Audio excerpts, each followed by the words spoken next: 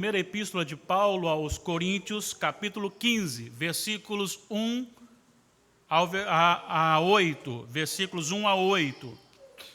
1 Coríntios 15, 1 a 8.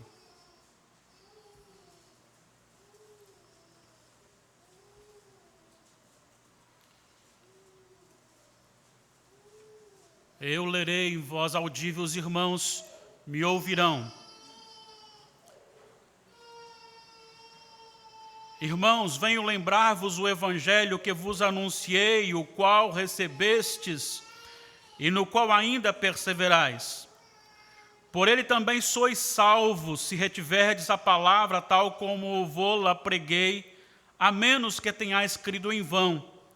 Antes de tudo vos entreguei o que também recebi, que Cristo morreu pelos nossos pecados, segundo as Escrituras, e que foi sepultado e ressuscitou ao terceiro dia, segundo as Escrituras. E apareceu a Cefas, e depois aos 12. Depois foi visto por mais de 500 irmãos, de uma só vez, dos quais a maioria sobrevive até agora, porém alguns já dormem.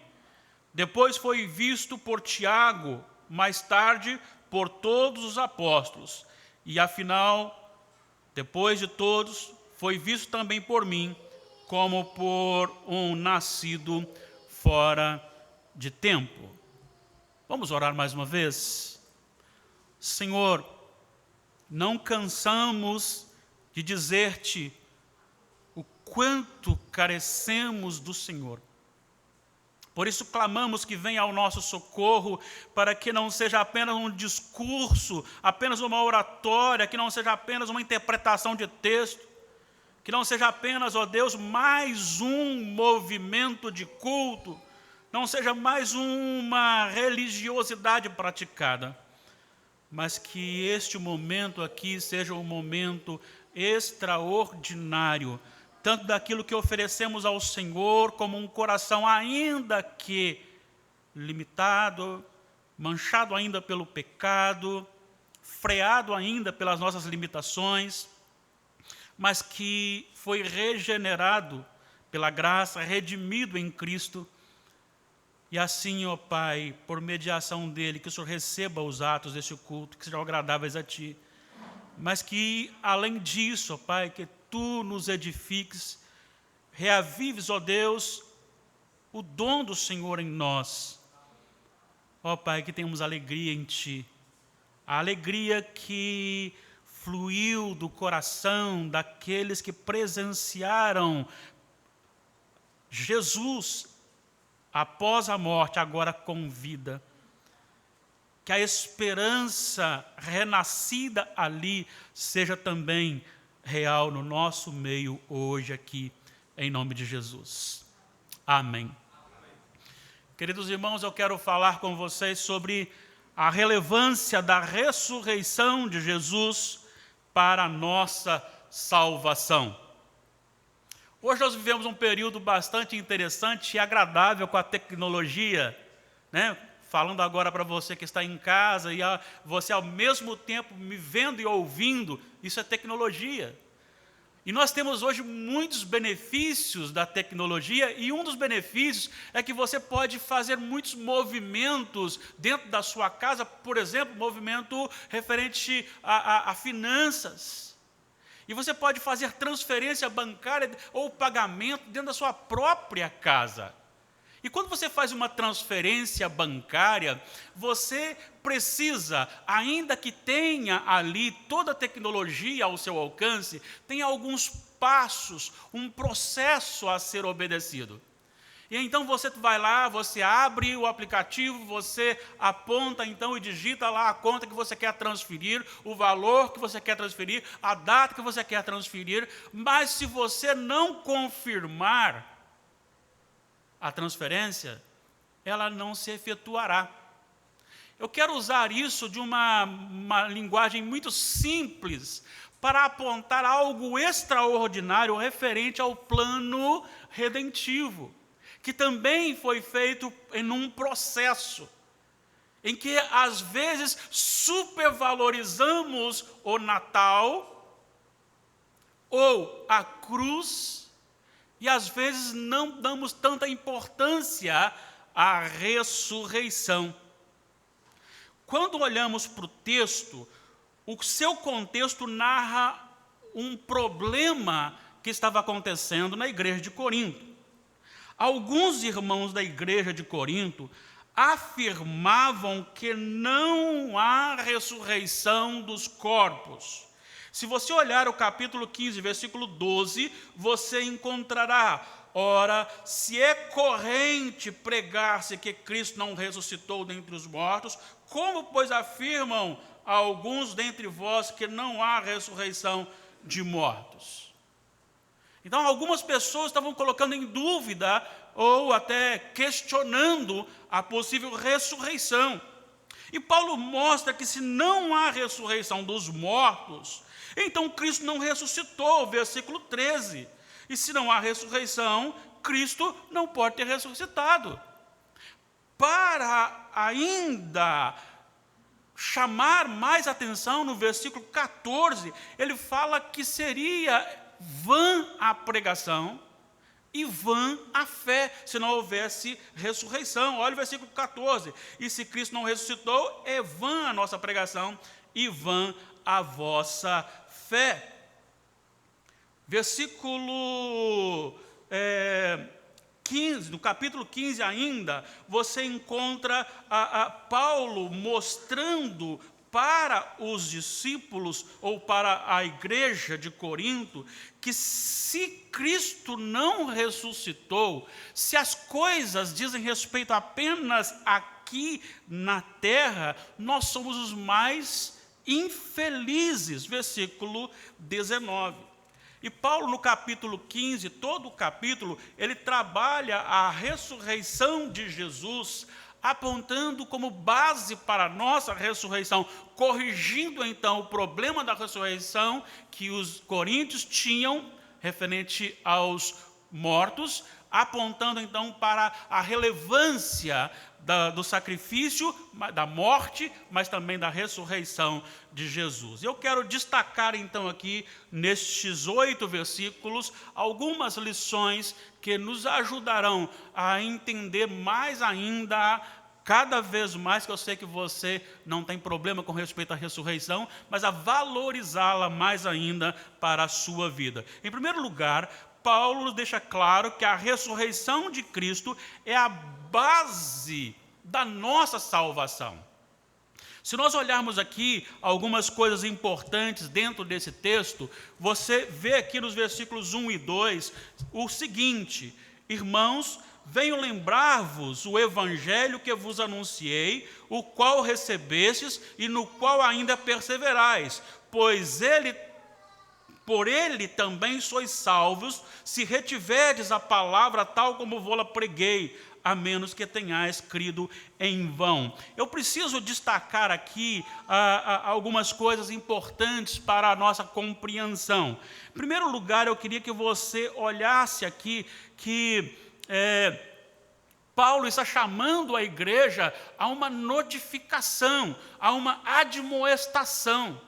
A nossa edição, que nós estamos usando, diz: irmãos, venho lembrar-vos. Mas o original, ele é melhor traduzido como está na Almeida Revista e Corrigida, que ele diz: venho, também vos notifico. É algo assim não tão grave, mas é algo mais sério do que simplesmente trazer a lembrança. Por que Paulo está falando isso? Justamente porque o que eles estavam agora anunciando é um evangelho que Paulo havia pregado, mas está incompleto. E Paulo vai dizer que, na verdade, o evangelho que eu anunciei, o evangelho que vocês receberam, o evangelho que vocês estão firmes, não é uma parte, ele é completo.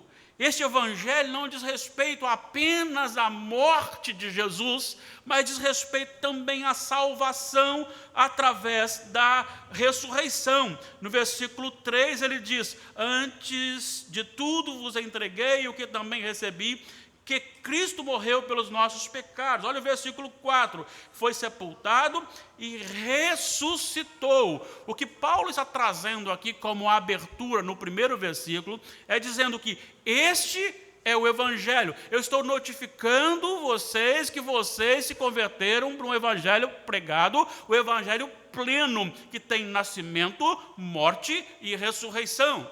Não é apenas alguns passos da redenção, mas todos os passos, todo o processo da redenção que está na morte, sim, claro, mas também está na ressurreição.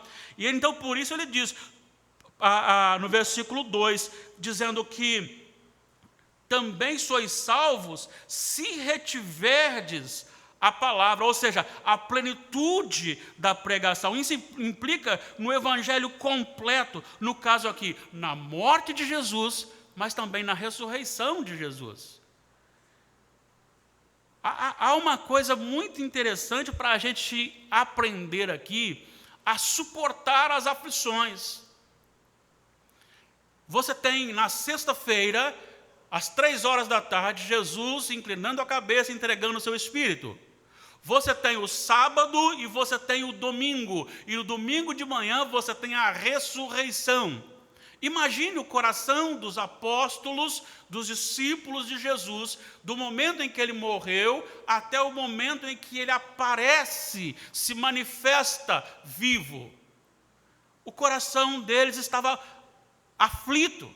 O coração deles estava amedrontado. Eles foram para dentro de casa, fecharam as portas, trancaram as portas.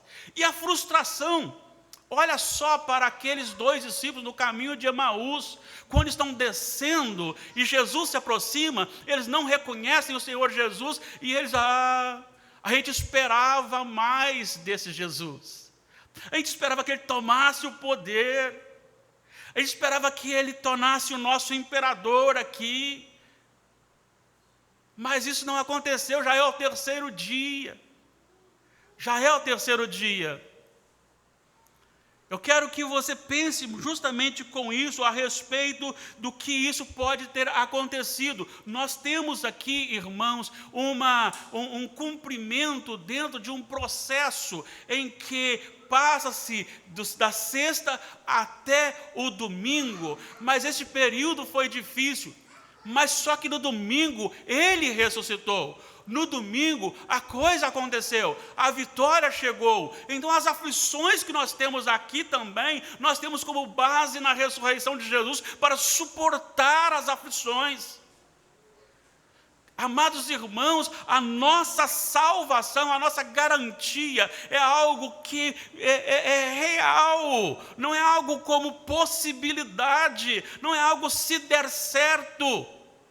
Assim como Jesus ressuscitou, ele voltará. Assim como foi consumada a ressurreição de Jesus, a nossa salvação também será consumada. A ressurreição de Jesus é tão importante para nós como é a sua crucificação. Ela é parte da salvação. Sem a ressurreição não há salvação. Então é necessário que nós olhemos para esse dia não simplesmente como uma festa, como um feriado para sair, para passear. Eu acho que esse dia deveria ser um dia que a igreja se reunisse ainda mais, mesmo que seja em família, mas se reunisse ainda mais para glorificar o Senhor, para que esteja na presença do nosso Deus. Olhe só o que acontece, repetindo então os versículos já lidos. Se Cristo não ressuscitou, é vã a nossa pregação e vã a nossa fé. Olha só o versículo 19 já citado. Se a nossa esperança em Cristo se limita apenas a esta vida, somos os mais infelizes. Mas Cristo ressuscitou. Isso é base para a nossa salvação. Isso é garantia da nossa salvação. Nós não estamos no período ali em que os discípulos estavam da morte até a ressurreição. Ainda que eles pudessem crer nessa ressurreição, e aí não creram porque não entenderam a mensagem, mas nós já temos isso cumprido. Isso já foi realizado. Isso confirma que nós seremos consumados no último dia para a salvação em Cristo Jesus. Se Cristo não ressuscitou, nós somos falsos ou falsas testemunhas. Estamos falando que Deus ressuscitou Jesus, sendo que Ele não ressuscitou. É isso que Paulo está dizendo, e quando ele fala isso no versículo 15 e 16, ele diz: e se somos tidos por falsas testemunhas de Deus, porque temos asseverado contra Deus que Ele ressuscitou a Cristo, ao qual Ele não ressuscitou, se é certo que os mortos não ressuscitam. E se você olhar Atos capítulo 4, versículo 10, você encontra a pregação de Pedro, quando Pedro então prega dizendo o seguinte: tomai conhecimento vós todos e todo o povo de Israel, de que em nome de Jesus Cristo o Nazareno, a quem vós crucificastes e a quem Deus o ressuscitou. Então, se não houvesse ressurreição e nós pregássemos isto, nós seríamos falsas testemunhas contra o próprio Deus. Então é necessário que nós entendamos isso. Nos versículos 17 e 18 lemos: e se Cristo não ressuscitou, é vã a vossa fé, e ainda permaneceis nos vossos pecados, e ainda mais, os que dormiram em Cristo pereceram. Então a ressurreição de Jesus é tão relevante como é a sua crucificação. É importante que olhemos para isso. É importante que saibamos também exaltar e engrandecer o nome do nosso Senhor. Em segundo lugar, a ressurreição de Cristo é proclamada no Antigo Testamento. Ela não é um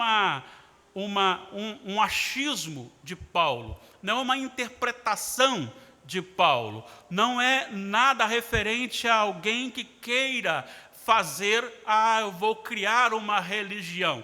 Recentemente, eu recebi de um líder de uma igreja, e ele estava pregando que Jesus não é o nosso mediador, e ele interpretando isso dentro de um contexto totalmente fora do que ele estava anunciando. Existem aí algumas profecias, eu acho que todos passaram aí, não sei quantos ficaram com medo do dia 30 passado, né? Mas aí diz que ia morrer muita gente, e morreu mesmo, né? Dia 30 morreu muita gente, mas não como o profeta falou, e para piorar a situação, o profeta, segundo informação, foi para um vídeo e disse: irmãos, me perdoem, Deus mentiu para mim.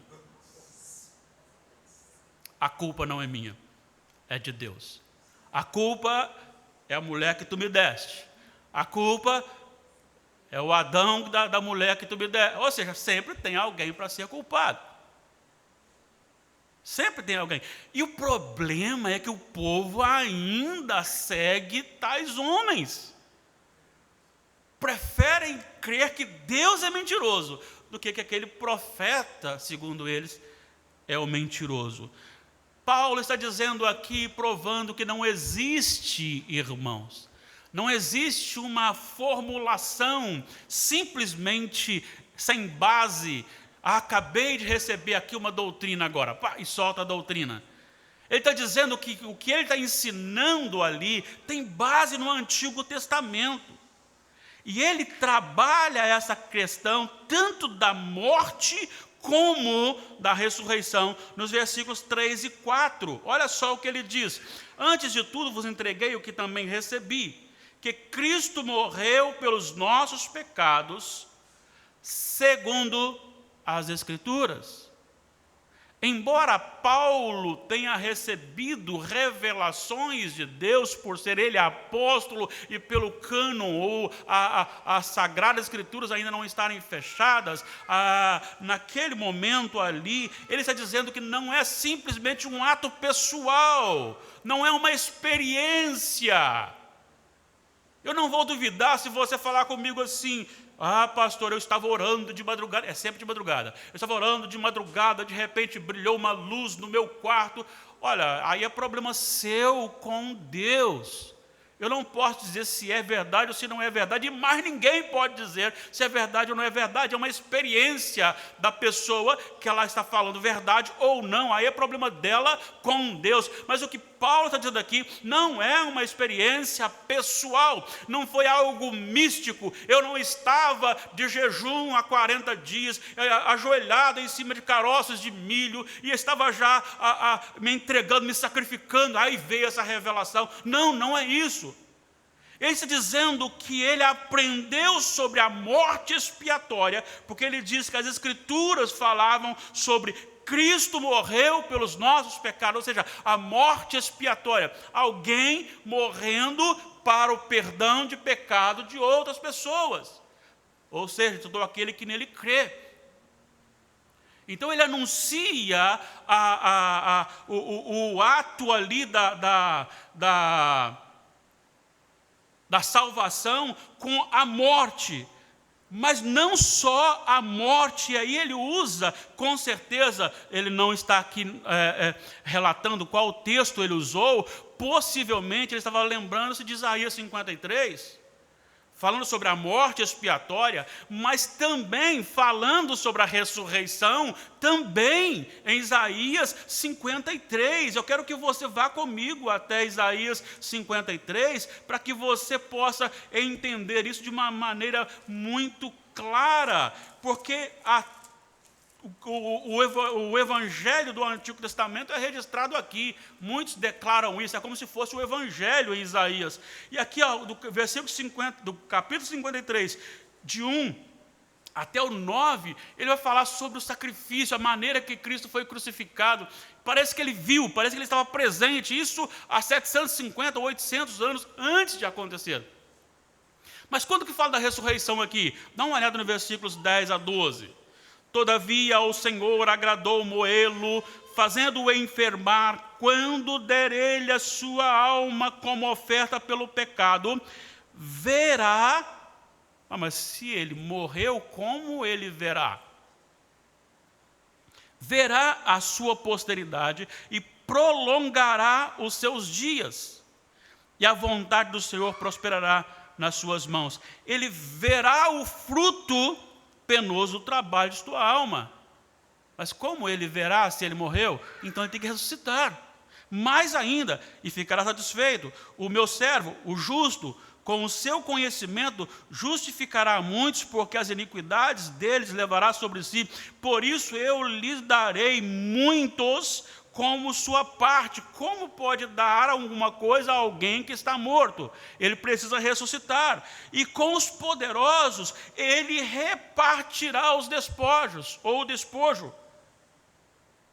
Então é alguém que recebeu vida, morreu, mas ressuscitou. Então Isaías também tratou da ressurreição do Senhor Jesus aqui. O Salmo 16, versículo 10, você encontra a seguinte expressão: pois não deixarás a minha alma na morte, nem permitirás que o teu santo veja corrupção.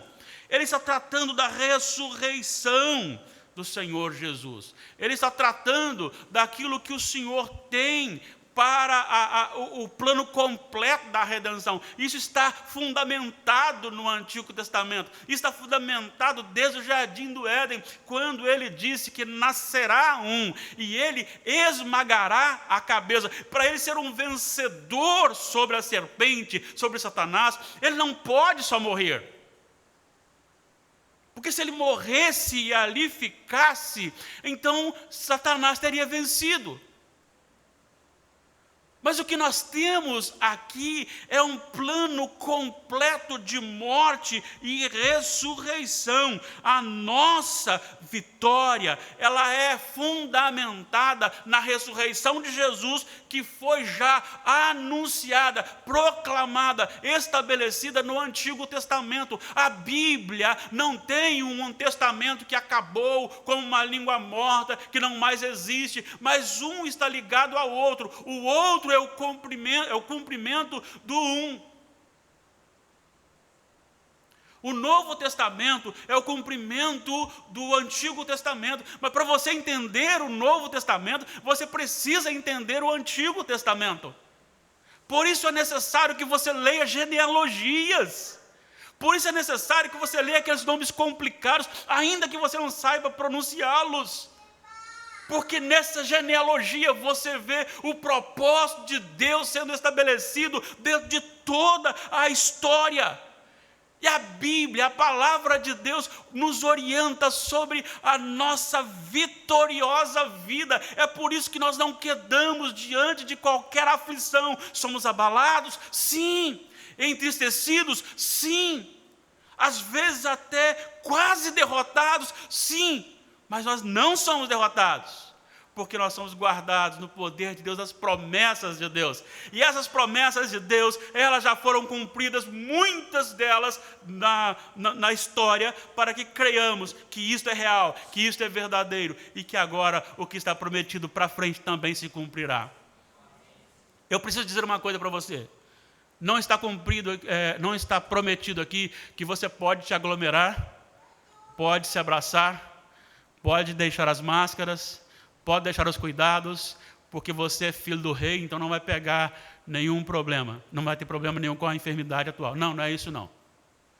Eu não estou dizendo aqui que você pode ficar tranquilo que o dinheiro vai cair da sua conta. Não estou dizendo isso aqui não. Eu não estou dizendo aqui que você não passará por tribulações e aflições. Não estou dizendo isso aqui não. Nada disso tem como promessa aqui. De Gênesis a Apocalipse, você tem como promessa que, qual seja a sua aflição, Deus o assistirá. Isto é a promessa de Deus.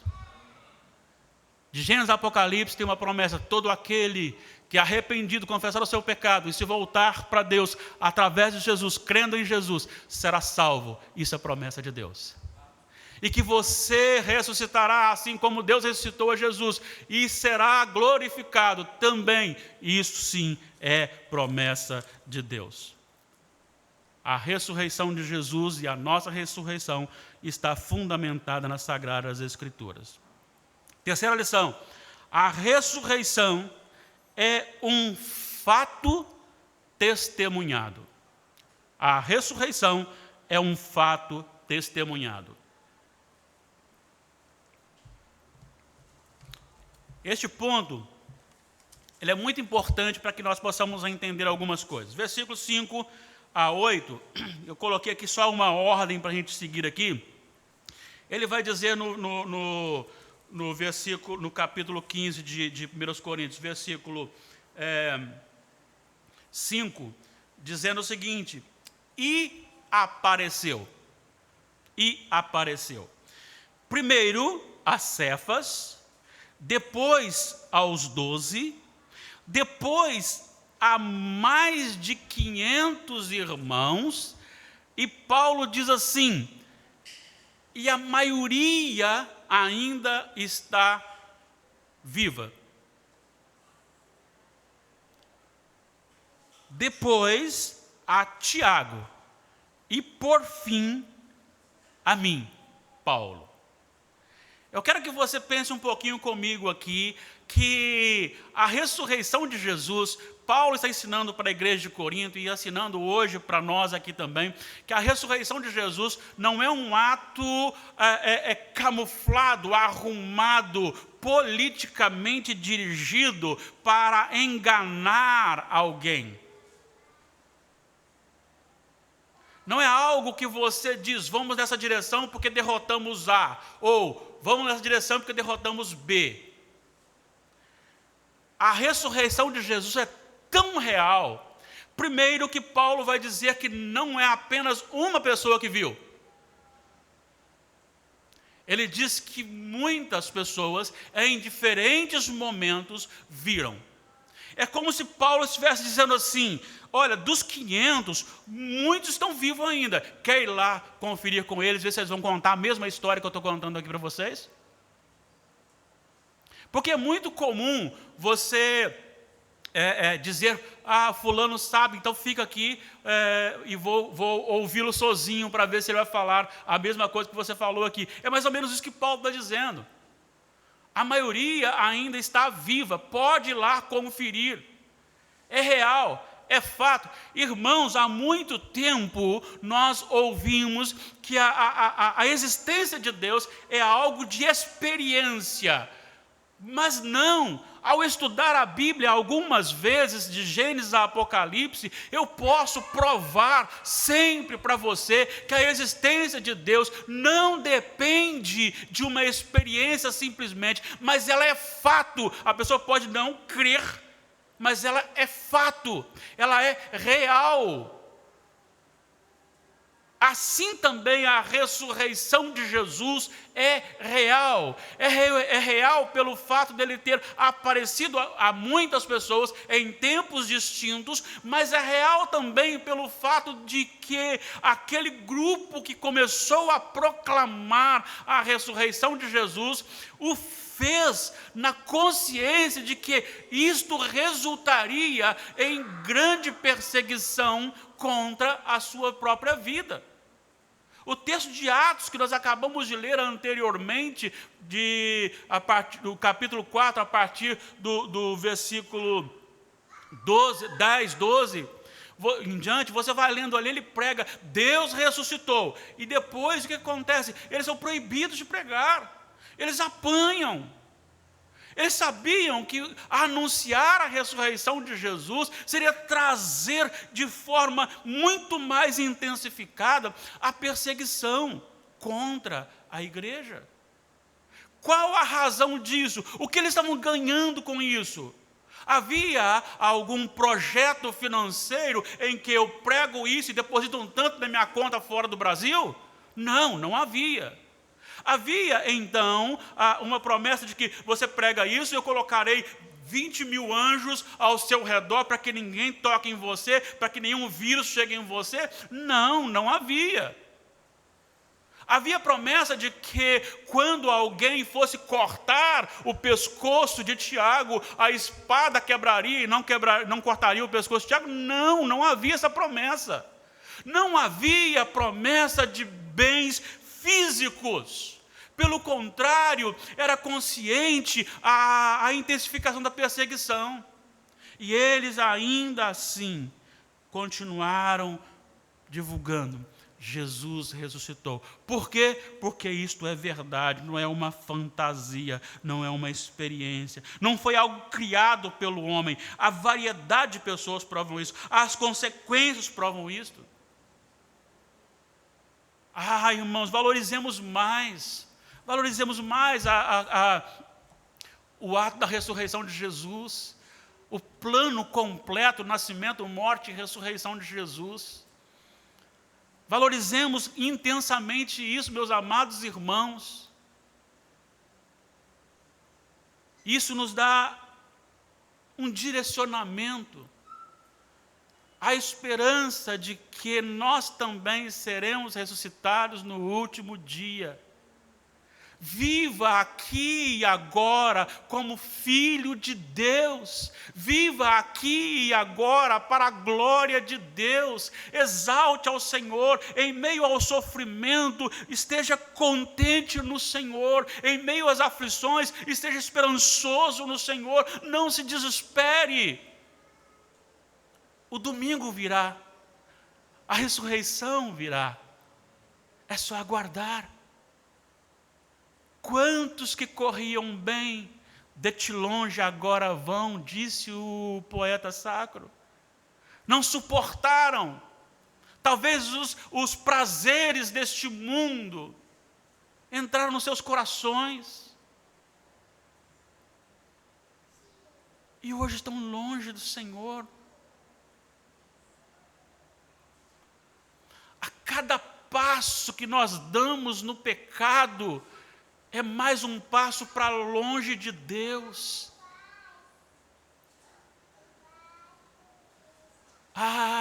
Se nós soubéssemos, chegará no último dia, nós olharemos para a nossa vida e diremos para nós mesmos: minha alma, por que não aproveitei a minha mocidade, quando tinha muito vigor? Minha alma, por que não vivi mais para o Senhor Deus? Oh, minha alma, por que eu gastei tanta coisa, tanto tempo com coisas daqui? Por que não me santifiquei mais? É garantido, meu amado irmão. É garantido. A ressurreição de Jesus é a garantia da nossa salvação. Perdemos a noção da importância da ressurreição. E é tão triste. Eu não sei quantos aqui passaram por isso, mas houve um tempo na igreja que, na EBD, no tempo da Páscoa, as crianças recebiam um coelho, uma imagem de um coelho, a figura de um coelho, com um versículo bíblico. Era comum isso. Graças a Deus, eu acho que isso quase acabou, né? Assim como tem muitos crentes que preferem colocar um gorro do Papai Noel no Natal,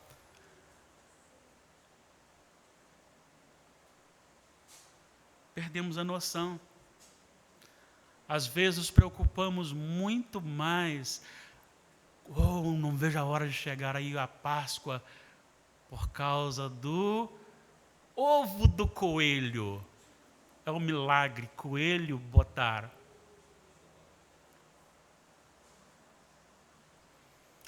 Tudo bem, você quer comer chocolate, fica à vontade. Não tem problema nenhum. O que entra pela boca não contamina o homem. Mas o que motiva a entrar, sim, contamina o homem. Precisamos saber que a ressurreição de Jesus é tão importante como é a sua morte.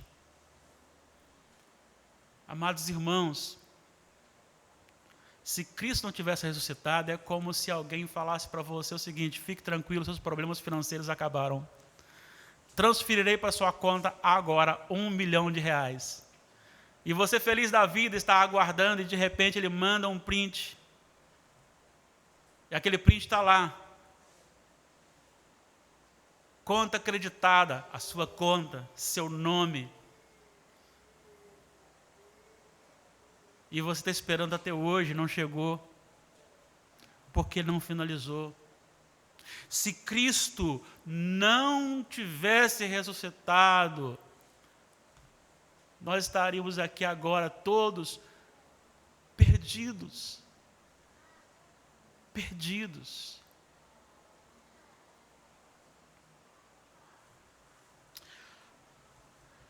A redenção, a nossa redenção passa pela morte de Jesus e a sua ressurreição.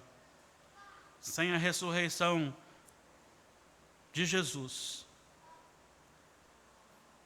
o Evangelho seria um fracasso.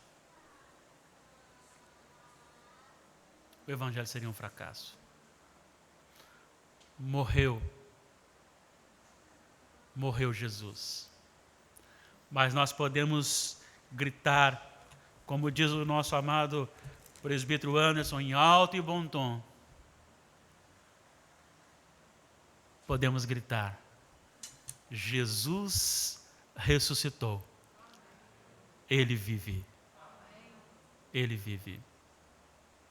Vamos cantar o hino 274, 4. Eis-me outro Salvador, acho que é o 4. E com isso já convido os presbíteros, inclusive os que estão em disponibilidade, para que estejam conosco aqui para a ministração da Santa Ceia.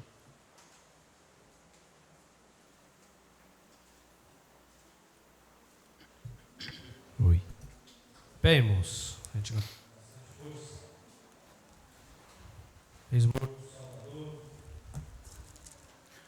274 mesmo, né?